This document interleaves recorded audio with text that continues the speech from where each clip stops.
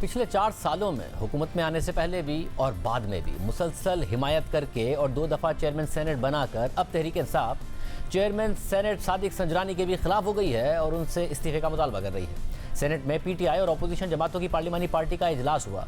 इजलास के एलामी के मुताबिक पार्लिमानी कमेटी ने आदम सवाती के मामले पर चेयरमैन सेनेट सादिक संजरानी से इस्तीफे का मुतालबा करते हुए इस हवाले से कायम करदा स्पेशल कमेटी को भी मुस्तरद कर दिया है।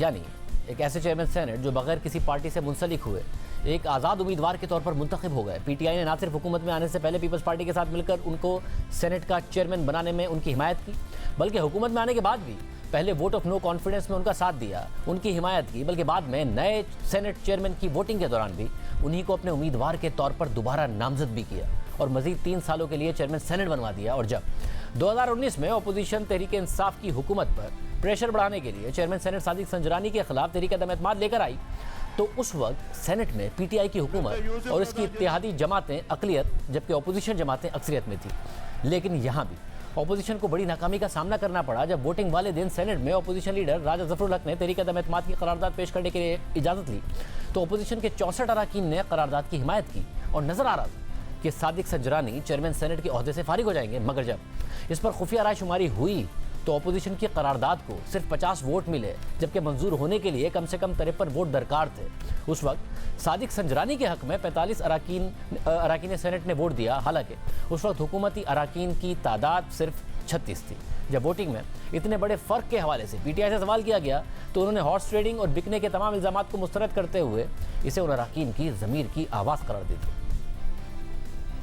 पीएमएलएन के लोग, मैं यकीन के साथ कह सकता हूँ कि वोट हमारे बढ़ेंगे, काम अगर होंगे। इसका मतलब आपने पीएमएलएन के बंदे तोड़ लिए?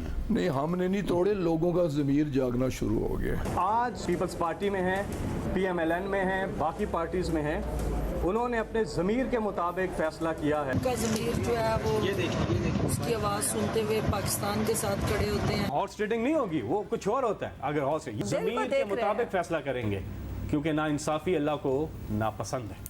सिर्फ यही नहीं, इसके बाद गुज़िश्ता साल चेयरमैन सेनेट के इलेक्शन के लिए पीटीआई ने बाकायदा तौर पर सादिक संजरानी को अपने उम्मीदवार के तौर पर नामजद किया, जहां सादिक संजरानी को 48 वोट मिले और यूसुफ रज़ा गिलानी के हक में 49 वोट आए, लेकिन 7 वोट मुस्तरद कर दिए गए, जिसकी वजह से यूसुफ रज़ा गिलानी चेयरमैन सेनेट का इलेक्शन हार गए।